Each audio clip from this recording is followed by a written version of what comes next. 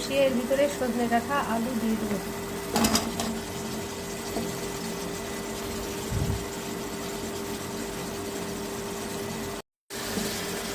এগুলো ভালোভাবে কষিয়ে নেব।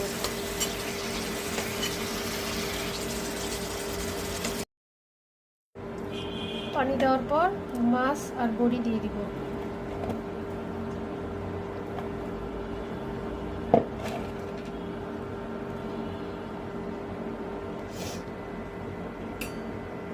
এবার ঢেকে দিব রান্না। বেরেস্তা দিয়ে দিয়েছি।